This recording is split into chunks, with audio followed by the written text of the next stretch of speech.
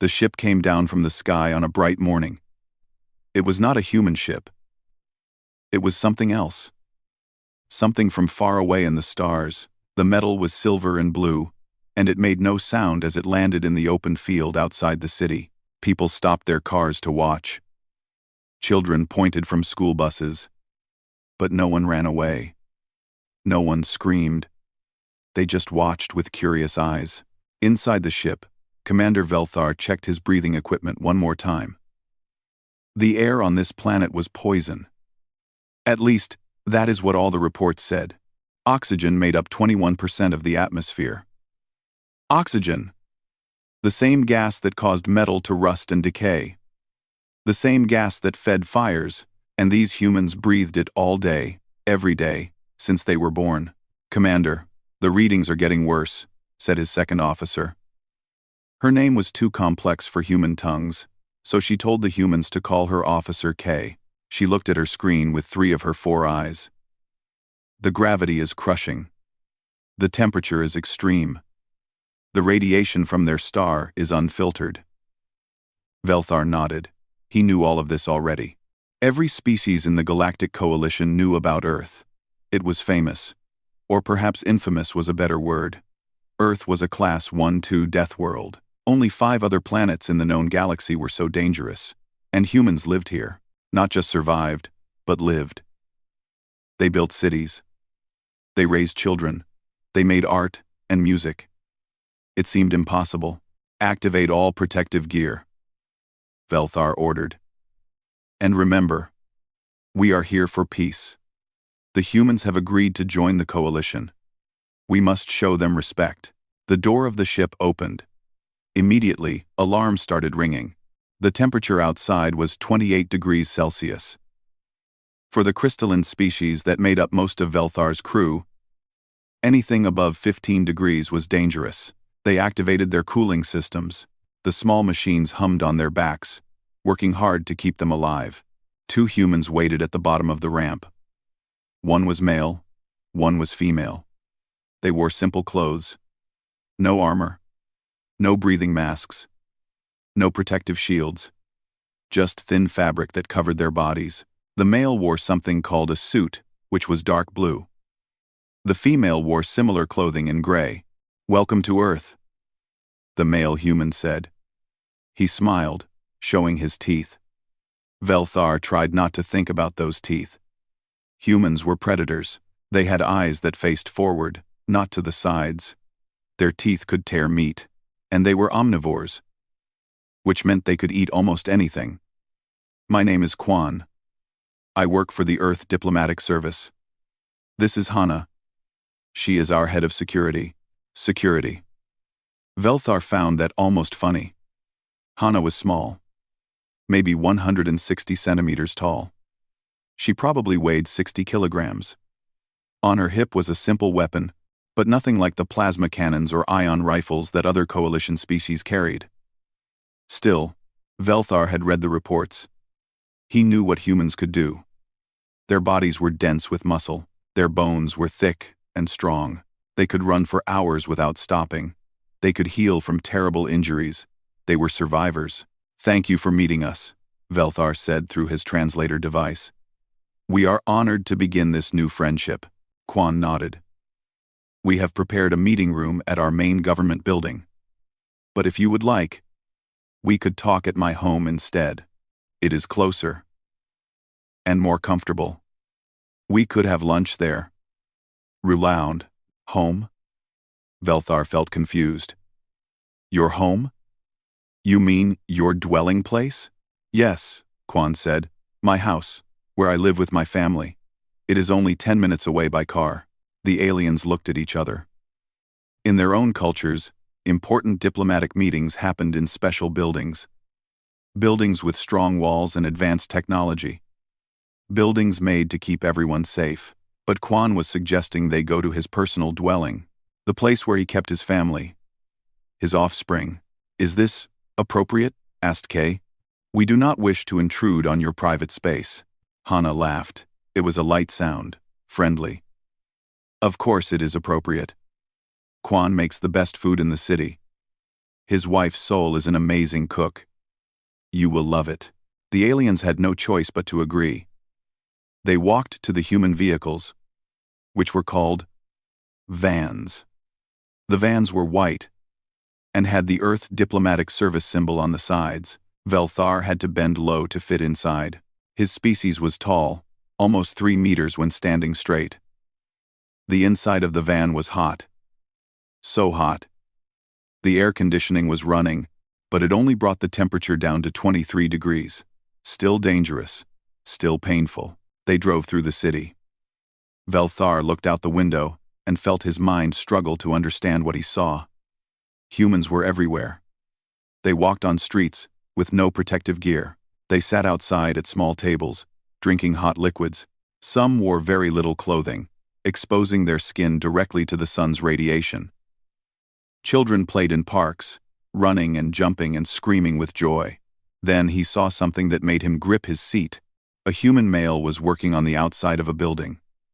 The building was tall, at least 10 stories. The man stood on a narrow metal platform, hanging from ropes. He had no safety harness, no gravity dampener, no force field, just ropes and a small platform. And he was cleaning windows.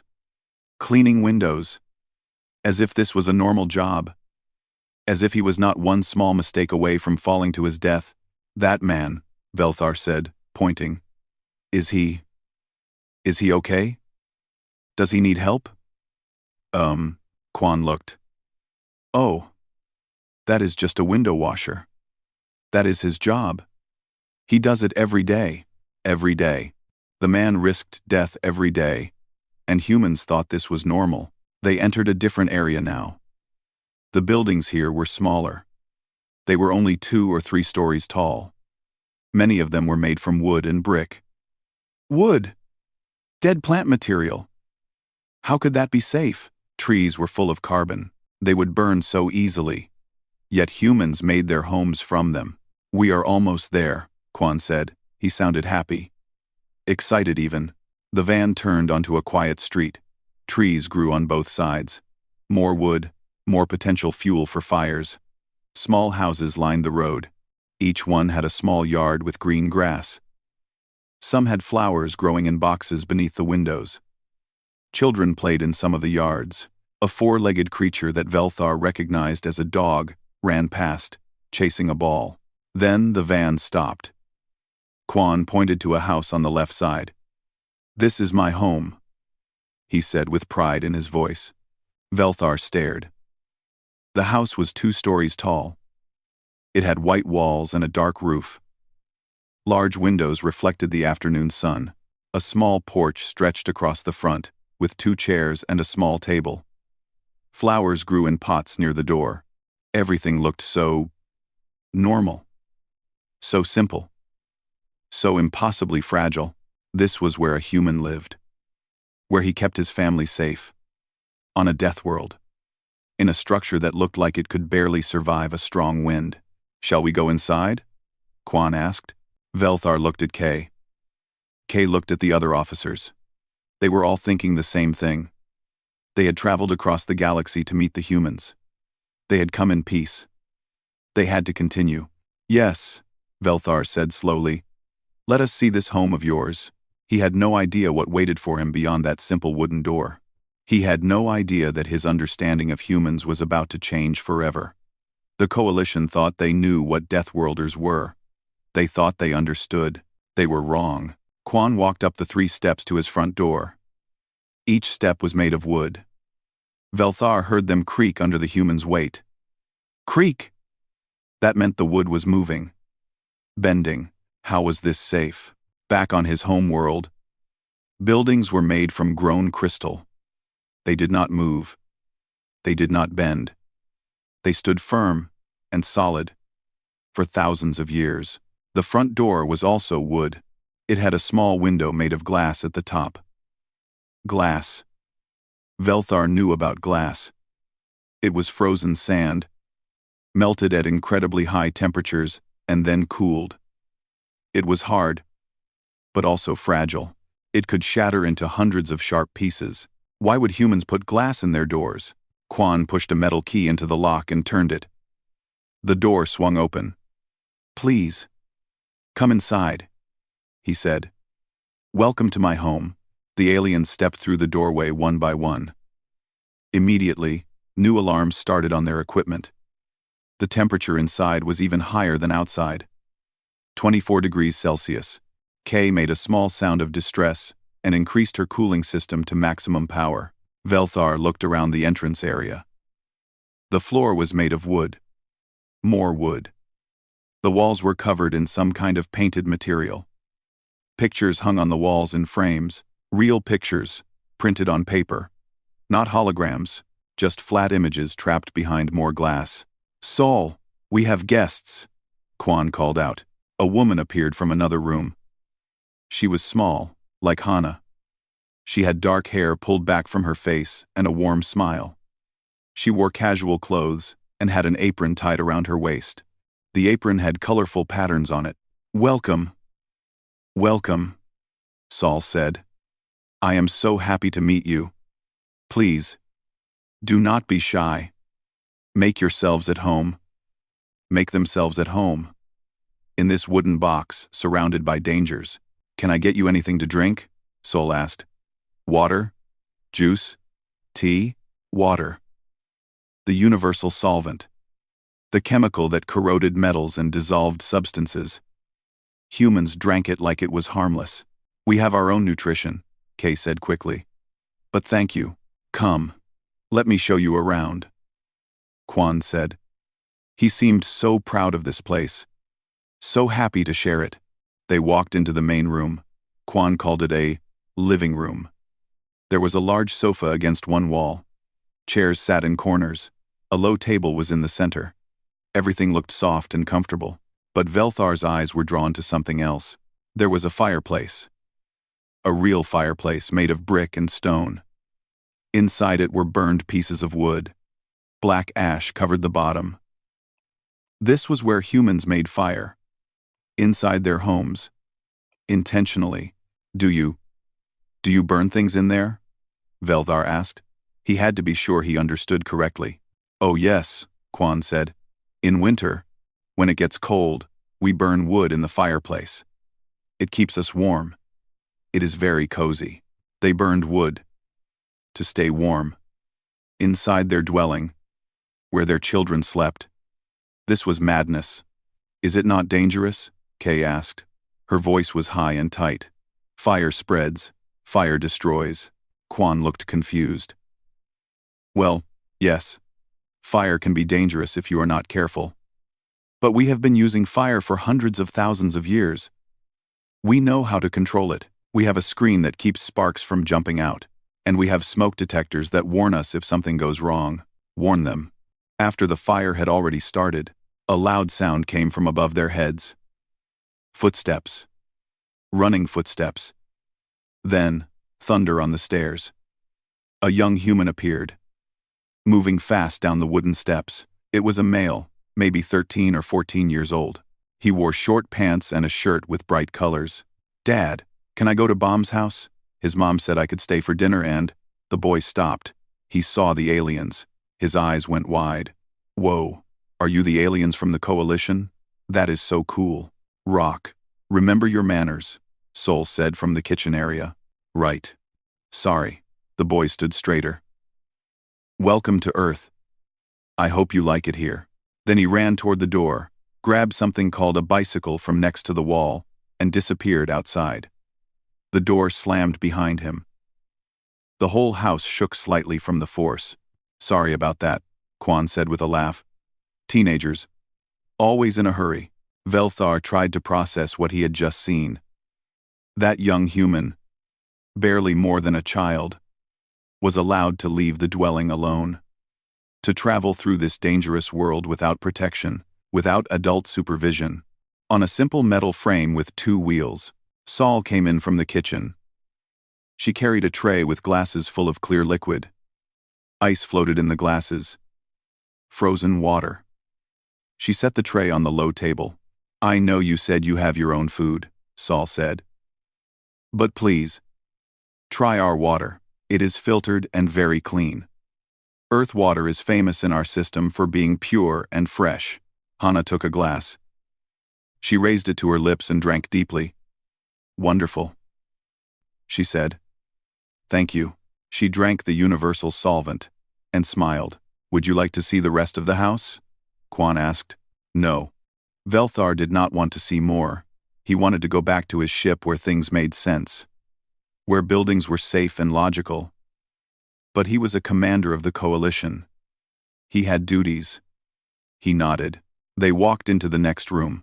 Quan called it the kitchen. Velthar had read about human kitchens. He thought he was prepared. He was not. The kitchen was full of dangers. A large white box stood against one wall. It hummed softly. That is our refrigerator, Sol explained. It keeps our food cold and fresh. Cold. These humans who loved heat also used cold. They put food in cold boxes.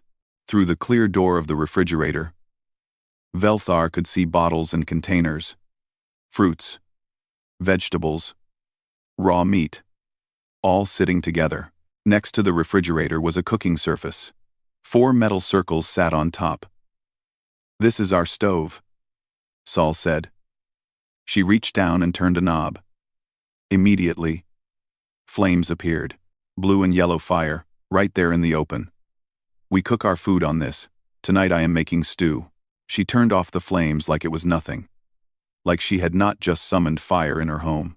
But there was more. On the wall was a device with a glass door. Our oven, Quan said. It heats up to 250 degrees Celsius. We bake bread in there. And cakes. Sol makes wonderful cakes. 250 degrees. Hot enough to melt many metals. Hot enough to kill most species in seconds. And humans put food in there. Then they ate the food. Kay was looking at a set of knives attached to a magnetic strip on the wall. The blades gleamed in the light. Each one was sharp enough to cut through flesh and bone. Humans kept these weapons in their kitchen, where anyone could reach them. Do you have children? Kay asked quietly. Besides the boy we met? Yes, Sol said with a bright smile. Our daughter Bit. She is 7 years old. She should be home from school soon. Minus die. Let's stay. 7 years old. A small child, living in this place full of fire and knives and glass and heat. A machine sat on the counter. It had a clear container on top and blades inside. That is our blender, Sol said. We use it to make smoothies. You put fruit and ice inside, and it spins very fast. The blades cut everything into tiny pieces. Spinning blades. In a kitchen, where children lived. Velthar felt dizzy. The heat was affecting him, even with his cooling system. Or perhaps it was not the heat. Perhaps it was the realization of what he was seeing. Humans did not just survive on their death world. They invited danger into their homes. They surrounded themselves with things that could kill them. Fire, blades, electricity, chemicals, glass, heat, cold, all of it together in one place. And they called it normal. They called it home. Are you all right, Commander? Hana asked. She looked concerned. You look unwell. I am. Processing, Velthar said slowly. This is very different from what I expected. Velthar. Velthar.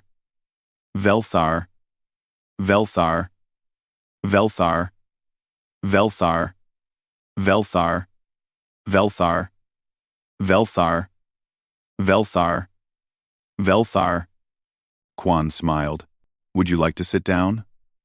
We can take a break before I show you the upstairs. Upstairs. There was more. Of course there was more. Velthar heard a sound from outside. A vehicle was approaching. Then a door opened and closed. Small footsteps ran toward the house. The front door burst open. A small human female ran inside. She wore a blue dress and had a large bag on her back. Her hair was in 2 pigtails. Mom, Dad, I got an A on my science test. Mrs. Han said it was perfect. She stopped when she saw the aliens. Her eyes went wide.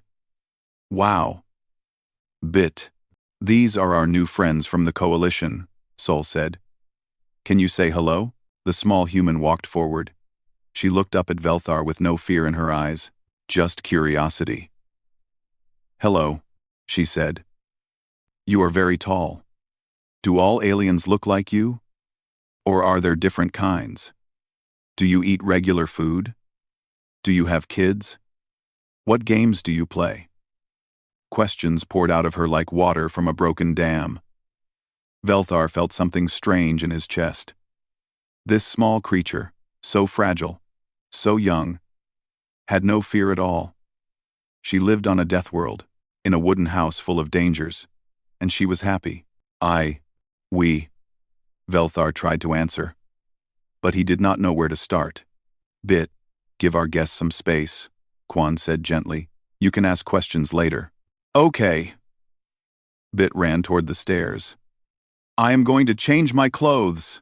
She disappeared upward, her footsteps echoing on the wood. Velthar looked at Kay. Kay looked back at him. They were both thinking the same thing. How did humans do it? How did they live like this? How did they raise their children in places that seemed designed to kill them? And more importantly, what did this say about humanity's place in the galaxy? These were not just survivors. These were something else entirely. Something the Coalition had never encountered before. The tour was not over. There was still more to see. And Velthar was beginning to realize that every new room would challenge everything he thought he knew about life in the universe. After a few minutes of rest, Quan stood up from his chair. Would you like to see the upstairs now? He asked. His voice was friendly and casual, as if he was not about to show them more impossible things. Velthar nodded slowly. His cooling system was working at full capacity. Sweat was forming on his crystalline skin. Something that should not happen. But this house was so hot. So dangerously hot. They walked to the stairs. Each step was wooden, like everything else in this house. Velthar could hear them creak with each footfall. The sound made him nervous. Back on his world, stairs were solid metal or grown crystal. They did not make sounds. They did not move under your weight. At the top of the stairs was a long hallway. Doors lined both sides. All of them were closed except one at the far end. Velthar could hear running water coming from behind that door. That is our bathroom, Sol said. My son Rock is taking a shower. He always showers after school. Running water. Inside the house, Velthar knew that humans used water for cleaning their bodies. It seemed wasteful. Water was precious on most worlds, but Earth had so much water that humans could just pour it over themselves whenever they wanted. Quan opened the first door on the right. This is Bit's room, he said. The room was small but colorful. The walls were painted pink and purple. A small bed sat against one wall, covered in blankets and stuffed toys. A desk stood near the window, with papers and books scattered across it. Clothes lay on the floor in a pile. More pictures hung on the walls, drawings made by a child's hand. But what caught Velthar's attention was the window. It was large, made of glass, and it was open. Open! Fresh air from outside flowed in freely. The curtains moved in the breeze. Nothing protected the room from the outside world. No force field, no energy barrier, just a thin screen that would stop insects but nothing else. Is the window not dangerous? Kay asked. If she fell. We taught both our children about window safety when they were very young, Sol said calmly. They know not to lean out too far. They know to be careful. They taught them. With words. And trusted that the children would remember and obey. No physical barriers. No technology. Just trust and teaching. Velthar looked at the toys on the bed. One was a stuffed bear, soft and brown. Another was a doll with yellow hair. Simple things. Made from fabric and stuffing. Nothing technological, nothing advanced, yet the child loved them. He could tell from how worn they were, how often they had been held and hugged. Quan closed the door and moved to the next room. This is Rock's room. This room was darker. The walls were blue. A larger bed stood against one wall. A desk with a computer sat near the window.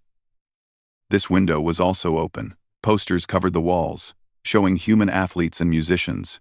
Clothes were everywhere, even more than in Bit's room. Teenagers, Quan said with a laugh and a shake of his head. They are not good at keeping things clean. Quote, on the desk, Velthar saw books. Real books made of paper. Not data tablets. Not holographic displays. Physical books that could burn or tear or get wet. He picked one up carefully. It was heavy. The pages were thin and yellow. The title said, A Brief History of Earth. Rock loves to read, Saul said with pride in her voice. He goes through 3 or 4 books every week. Reading. Using eyes to scan symbols on dead trees. It seemed so primitive. Yet humans had been doing it for thousands of years. And they still preferred it to easier technologies. The next door opened to reveal a bathroom. Finally, Velthar could see what a human bathroom looked like. The sound of running water had stopped. Rock was no longer in the shower. The room was small and covered in white tiles. A white basin sat against one wall with a mirror above it. The mirror was glass. Of course. Everything was glass. Next to the basin was a white bowl called a toilet. Velthar knew what this was for. Humans used it to dispose of waste from their bodies.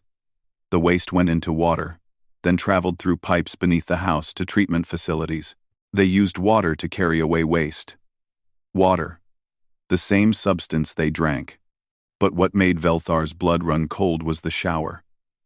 It was a white box with glass doors. Inside, water could spray from above. Hot water. Very hot water. How hot does the water get? Kay asked. Her voice was tight. Oh, we can heat it up to about 60 degrees Celsius, Sol said. Though usually we keep it around 40 degrees. That is comfortable. 40 degrees. That was hot enough to cause pain to most species. Hot enough to damage tissue. Yet humans stood under it voluntarily. For pleasure. On the wall was a cabinet. Sol opened it. Inside were bottles and containers. These are our cleaning supplies, she explained. Shampoo for hair. Soap for bodies. Cleansers for the bathroom.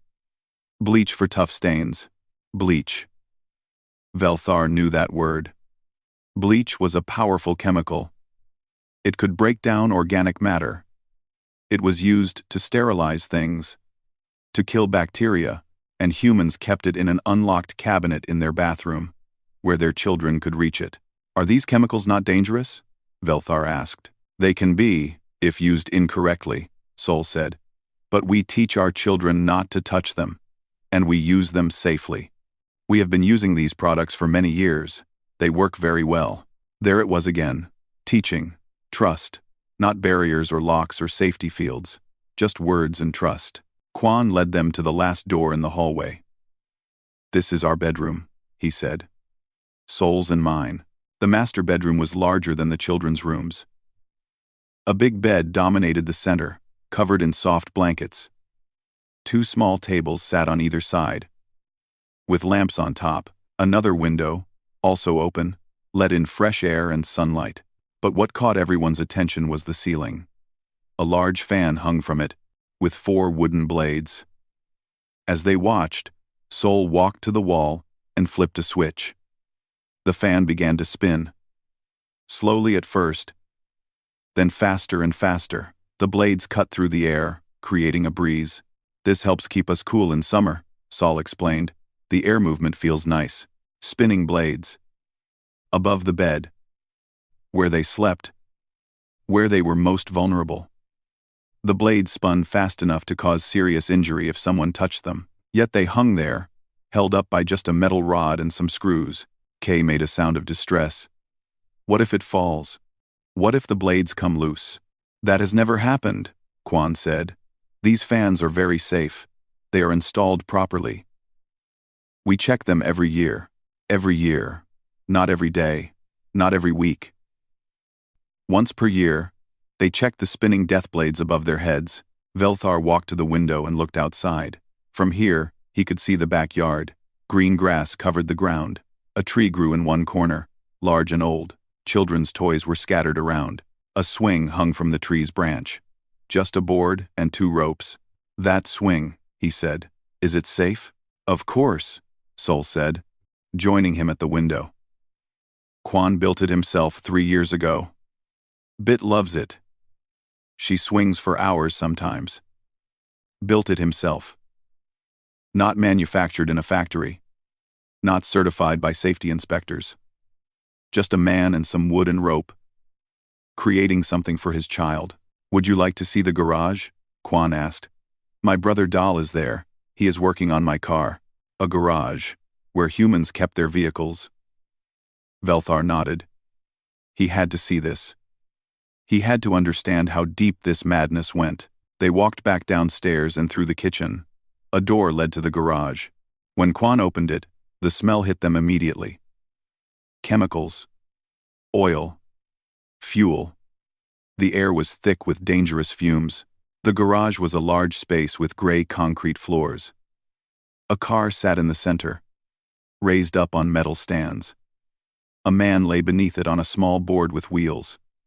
Only his legs were visible. Tools were scattered all around him. "Dal," Quan called out. "We have guests." The man rolled out from under the car. His face and hands were covered in black grease.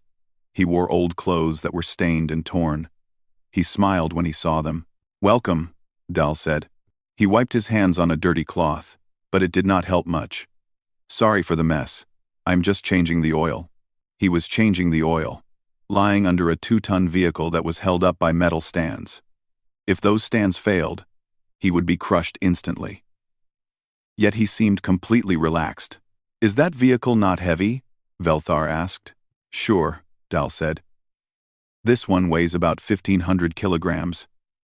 But the jack stands are rated for 3,000 kilograms. They are very strong. Rated for. Designed for. But not guaranteed. There was always a chance of failure. Always a risk. And this human just accepted that risk as normal." Kay was looking at a red container on a shelf. "What is that?" she asked. "Gasoline," Dal said. "Fuel for the car. It burns in the engine and creates the power that makes the car move. Gasoline, highly flammable liquid, stored in a simple container. In a garage attached to a house. Where children lived. On the walls hung more tools. Hammers, wrenches, screwdrivers. Each one could be a weapon. Each one was sharp or heavy enough to cause damage, yet they hung openly, easily accessible to anyone who walked into the garage. "How many kilometers can this vehicle travel?" Velthar asked. "Oh, this old thing?" Dal laughed. "It has 300,000 kilometers on it already. Still runs great. I expect another 200,000 at least, 500,000 kilometers.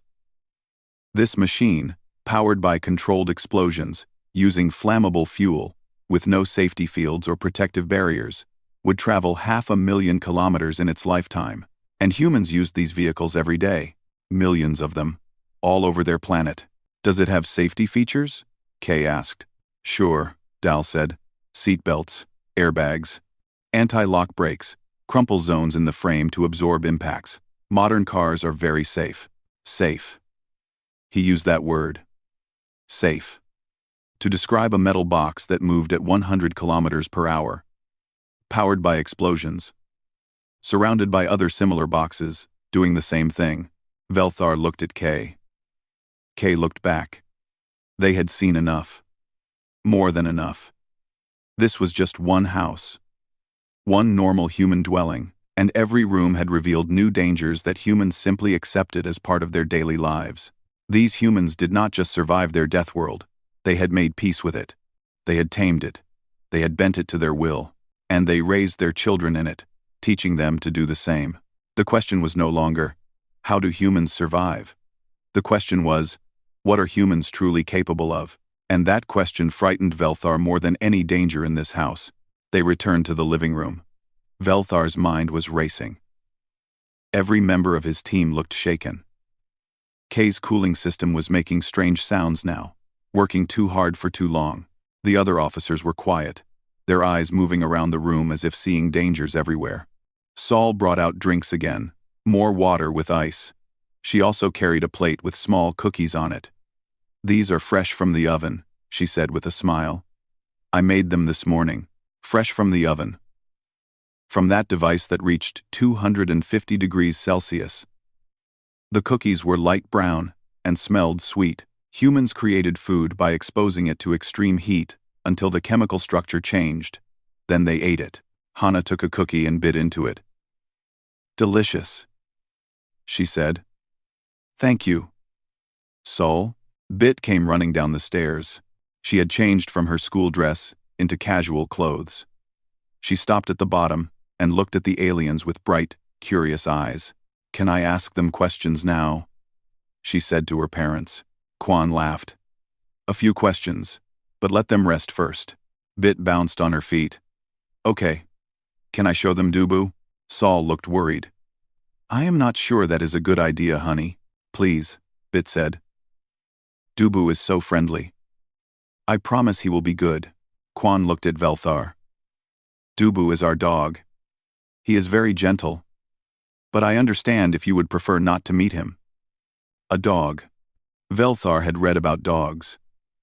They were descended from wolves, apex predators that humans had somehow turned into companions thousands of years ago.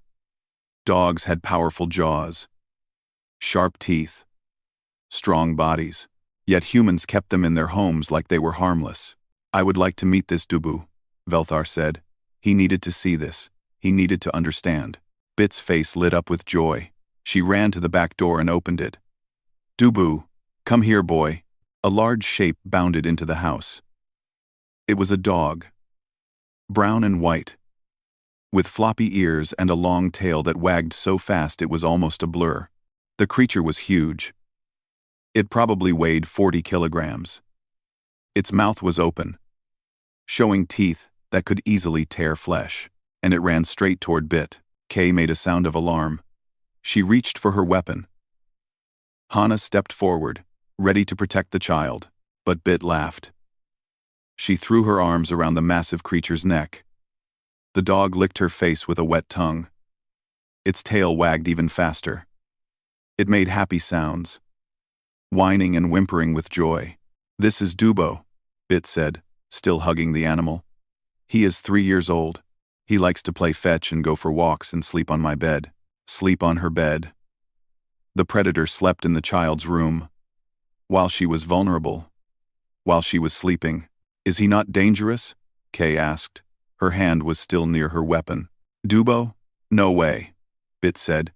"He is the sweetest dog ever. He would never hurt anyone. Right, Dubo?" The dog's tail wagged in response. It walked toward Velthar, its nose sniffing the air. Velthar stood very still. The creature came closer, closer. Then it sat down and looked up at him with dark, friendly eyes. "He likes you," Bit said. "You can pet him if you want. He loves getting petted." Velthar slowly reached out one hand. His fingers touched the dog's head. The fur was soft and warm. Dubo leaned into the touch, his tail wagging. A sound came from his throat, a gentle rumbling. Quan called it purring. "Dogs have been with humans for over 15,000 years, Quan said. "They are our friends, our partners. They help us hunt. They guard our homes. They keep us company." Many humans think of their dogs as family members. A creature that could kill a child with one bite was considered family. But as Velthar petted the dog, he began to understand something. This was not about danger. This was about trust. Humans had taken a predator and formed a bond with it. They had trained it. They had loved it. And in return, the dog had given its loyalty and affection. It was the same with everything in this house. The fire, the knives, the chemicals, the electricity, the glass. Humans had not eliminated danger from their lives. They had learned to live with it, to control it, to use it for their benefit. This was the secret of the Deathworlders. "Commander Velthar?" a voice said. It was Kay. She was looking at her scanner with a confused expression. I am getting strange readings from the house structure. What kind of readings? Velthar asked. The walls, Kay said. They are moving. Not much, but they are definitely moving. The whole house is moving, Quan nodded. Yes, that is normal. Houses are designed to flex and move. Wood expands and contracts with temperature changes. The foundation shifts slightly as the ground settles. If a house was completely rigid, it would break apart over time. Break apart. Their homes were designed to move because if they did not move, they would break. But there is more, Kay continued. She tapped her scanner. The materials used in this structure. They are organic. They will decay over time. Wood rots. Metal rusts. Even the concrete foundation will crack eventually. This entire building is slowly falling apart. Well, yes, Sol said. That is why we do maintenance. We repaint every few years. We check for water damage. We replace broken parts. We take care of our home. They lived in structures that were constantly dying, constantly breaking down. And they just accepted it. They worked with it. They maintained and repaired and took care of things. On Velthar's world, buildings lasted for millennia without any maintenance. They were grown from crystal that did not decay. They did not change. They did not move. They were eternal. But maybe that was the difference. Maybe that was why humans were so strong. They lived with change. They lived with decay, and danger, and uncertainty. And they adapted to all of it. Another officer spoke up. His name was Tern, and he was the team's structural engineer. Commander, I have calculated the forces this building can withstand. The results are troubling. Explain, Velthar said. This structure could not survive a Category 5 hurricane. It could not survive a major earthquake. A fire would consume it in minutes. A flood would destroy the foundation. Even a very strong wind could cause damage. Tern looked at Quan. How do you protect against these dangers? We have building codes, Quan said. Rules about how to construct houses safely. We use treated wood that resists rot. We have fire detectors that warn us of smoke. We have insurance to help us rebuild if something happens. And we accept that sometimes nature is more powerful than we are. Accept. That word again. Humans accepted their limits. They did not try to make everything perfectly safe. They built the best they could and accepted the rest. But what about your children? Kay asked. What about Bit and Rock? How can you keep them safe in a place like this? Sol walked over and put her hand on Bit's head. Bit was still playing with Dubo, laughing as the dog rolled on his back for belly rubs. We teach them, Sol said simply. We teach them about dangers. We teach them to be careful. We teach them to think before they act. And then we trust them. We trust that they will make good choices. We trust that they will remember what we taught them. But trust is not a guarantee, Kay said. Children make mistakes. Accidents happen. Yes, Sol said. Her voice was soft but firm. Accidents happen. Children get hurt sometimes. We get hurt sometimes. Life on Earth is not perfectly safe, but it is real.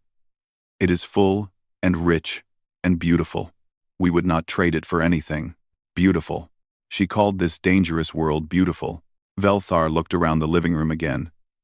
He saw it differently now. The pictures on the wall were memories of happy times. The soft furniture was for comfort and relaxation. The fireplace was for warmth and coziness. The open windows brought in fresh air and sunlight. This house was not a survival shelter.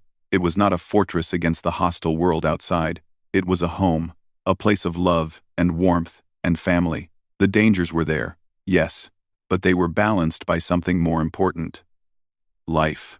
Real, genuine, messy, imperfect life. I think I am beginning to understand, Velthar said slowly. You do not eliminate danger. You manage it. You live with it. You accept it as part of life. Exactly, Quan said. Every species in the galaxy lives with some level of risk. We just happen to live with more of it. And that has made us who we are. Strong, adaptable, resilient. The front door opened. Rock came in, out of breath. Sorry, I am late. Bomb's mom asked me to help with dinner, so... He stopped when he saw everyone in the living room. Oh, are you still here? Cool. He walked past the aliens like they were normal, everyday visitors. He went to the kitchen, opened the refrigerator, pulled out a bottle of juice, and drank directly from it. Rock, use a glass, Sol called out. Sorry, Mom. He grabbed a glass from the cabinet, poured juice into it, and put the bottle back. Normal. Casual. Unafraid. This young human treated the galaxy's fiercest warrior species like they were simply guests in his home. Because to him, they were. Velthar felt something shift inside him. He had come to Earth expecting to meet a primitive species that had somehow survived against all odds. A species that would be grateful for the Coalition's protection and guidance. But humans did not need protection. They did not need guidance. They had conquered their own world in a way no other species had.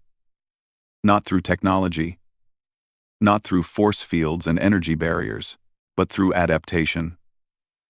Through learning, through trust and teaching and accepting the risks of being alive.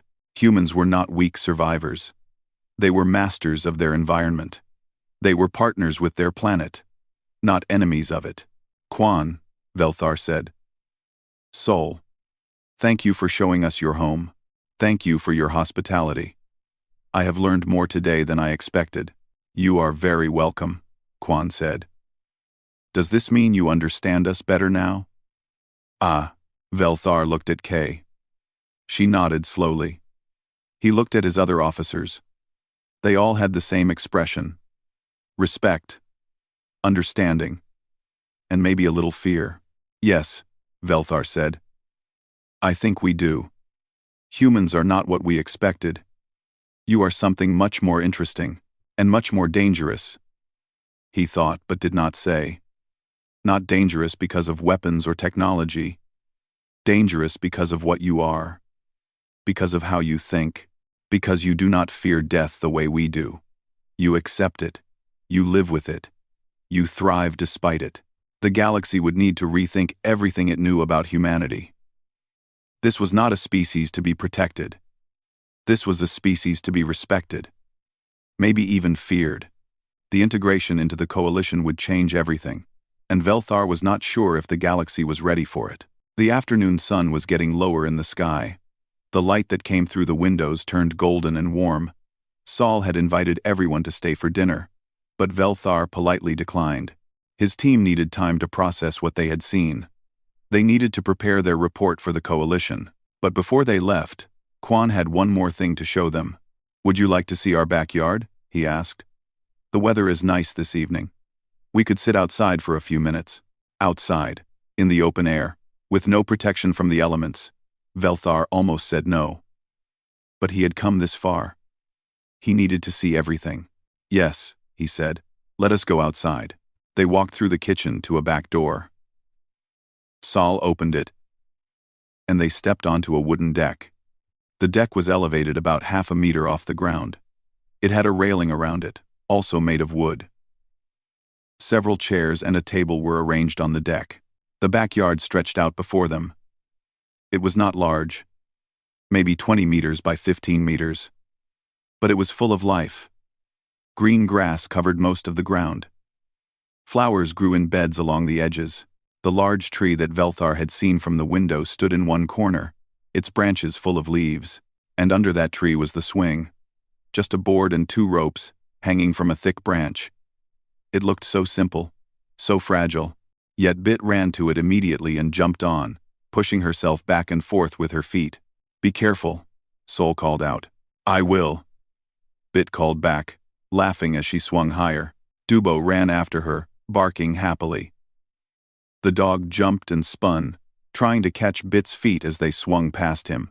Kay was scanning the yard with her equipment. There are hundreds of species in this small space, she said with wonder in her voice. Insects, birds, small mammals, plants, fungi in the soil. This is an entire ecosystem. Yes, Quan said. We do not use much pesticide or herbicide. We let nature be nature. The birds eat the insects. The insects help the plants. The plants feed us. Everything works together. Work together. Humans understood cooperation at a level that surprised Velthar. Not just cooperation between humans, but cooperation between humans and their entire world. Look there, Hana said. She pointed to a corner of the yard. A small structure made of wood stood there. It had mesh walls and a small door. What is that? That is our chicken coop, Sol said. We have 6 chickens. They give us fresh eggs. Chickens. Velthar knew about these creatures. They were birds. Domesticated birds that humans kept for food. He walked closer to the coop. Inside, he could see the birds moving around. They made soft clucking sounds. They scratched at the ground with their feet. You keep live animals? Tern asked. For food? The eggs, yes, Sol said. We do not eat the chickens themselves. They are more like pets. The children love to feed them and collect the eggs each morning. Another example of humans living with other species. Not dominating them. Not fearing them. Just living together in balance. The back door of the neighboring house opened. A woman stepped out. She had gray hair and kind eyes. She waved at Quan and Sol. Hello, neighbors, she called. Hello, Sol called back. Come meet our guests. The woman walked across her yard and through a small gate in the fence. She approached the aliens with no fear, just friendly curiosity. Welcome to Earth, she said. I am A. I live next door. Are you the diplomatic delegation from the coalition? Yes, Velthar said. I am Commander Velthar. It is an honor to meet you. The honor is mine, A said. What do you think of our little neighborhood? It is enlightening, Velthar said carefully. A laughed. That is a diplomatic answer. You think we are crazy, do you not? Living like this? Velthar did not know how to respond. He did not want to offend this human woman, but A just smiled. It is okay. Many humans from other planets think we are crazy too. The ones who live in the orbital stations, or the moon colonies, they have climate control and artificial gravity and all the technology, but most of us prefer to stay on Earth. We like the real air, the real weather, the real ground under our feet. Real, that word again. Humans valued realness over safety. They valued authentic experience over controlled comfort. Can I ask you something? K said to A. You have lived here for a long time, yes? 40 years in this house, A said with pride. My husband and I raised 3 children here. Now they are grown and have their own homes, their own families. In 40 years, have you ever felt unsafe? K asked. Have you ever wanted to live somewhere more protected? A thought about this for a moment. There have been scary times, she said honestly. Once, we had a big storm. The wind was so strong that it knocked down several trees in the neighborhood. One fell on our garage. It damaged the roof. We had to repair it. Were you not terrified? Kay asked. During the storm? Yes. A little. But we went to the basement. We waited until it passed. Then we came out and started cleaning up. Our neighbors helped us. Quan and Sol came over with tools. Other neighbors brought food. We worked together. Within a week, everything was repaired. Working together, helping each other. This was how humans survived. Not through individual strength alone, but through cooperation and community. And that experience did not make you want to leave? Kay asked. Leave Earth? Never. A shook her head firmly. This is my home. Yes, it can be dangerous sometimes. But it is also beautiful. Have you seen our sunsets? Have you felt the rain on your skin? Have you smelled the flowers in spring? Those experiences are worth the risk. Worth the risk. To humans, the joy of living fully was worth the danger that came with it. The sun was getting lower now. The sky was turning colors that Velthar had never seen before. Orange and pink and purple, all mixed together. The light made everything glow. This is sunset, Quan said softly. It happens every evening. The light from our sun passes through our atmosphere at an angle. The atmosphere scatters the light. Blue scatters more than red, so we see red and orange. It is beautiful, Velthar said. And he meant it. Despite all the dangers of this world, there was genuine beauty here. They sat on the deck chairs and watched the sunset together. Bit came over, tired from swinging. She climbed onto her father's lap. Dubo lay down at their feet. Sol brought out more water and some snacks. For a few minutes, nobody spoke. They just sat and watched the sky change colors. Velthar felt something he had not expected to feel on this mission. Peace. Calm. Contentment. Despite being on a death world. Despite being surrounded by dangers. Despite the heat and the gravity and the oxygen. He felt strangely comfortable. Maybe this was what humans understood that other species did not. Maybe happiness was not about eliminating all risk. Maybe it was about finding peace in the midst of uncertainty. Maybe it was about building a home and filling it with love, regardless of the dangers outside. Commander, Hana said quietly, we should return to the ship soon. The report needs to be filed tonight. Velthar nodded. He stood up slowly. Quan. Sol. Thank you for your hospitality. Thank you for opening your home to us. This has been the most educational day of my career. You are very welcome, Quan said, also standing. He held out his hand. Velthar looked at the hand. He knew about human handshakes. It was a gesture of trust and friendship. Slowly, he reached out and took Quan's hand in his own. Their hands clasped. Quan's skin was warm and soft. His grip was firm but not threatening. I hope this is the start of a good friendship, Quan said. Between our species, between our worlds, I believe it will be, Velthar said, and he meant it. They said goodbye to everyone. Even Bit gave them a hug, wrapping her small arms around Kay's legs. Kay looked startled at first, then gently patted the child's head. As they walked back to their vans, Velthar looked back at the house one more time. The lights were on inside now, warm and yellow. Through the windows, he could see the family moving around, starting their evening routines. Normal, ordinary, beautiful. In the van on the way back to the ship, the team was quiet. Everyone was thinking about what they had seen, processing it, trying to understand it. Finally, Kay spoke. Commander, what will you put in your report? Velthar thought carefully. I will tell the truth. I will tell the coalition that humans are not what we expected. They are not primitive survivors struggling against their environment. They are masters of their world. They have adapted to dangers that would kill most species. They have learned to live in balance with those dangers. And, Kay prompted, and I will recommend that we treat Earth with respect. That we treat humans as equals, not as a species that needs our protection. Because they do not need us. They are strong on their own. Some in the coalition will not like that, Tern said. They want to believe humans are weak, vulnerable, in need of guidance. Then they are fools, Velthar said simply. I have seen what humans call a dwelling. It is not a fortress. It is not a bunker. It is a home full of life and love and family. But it is also proof of something more important. What is that? Kay asked. It is proof that humans do not conquer through force. They conquer through adaptation, through acceptance, through working with their world instead of against it. That makes them more dangerous than any warrior species in the coalition, because they cannot be broken. They cannot be defeated.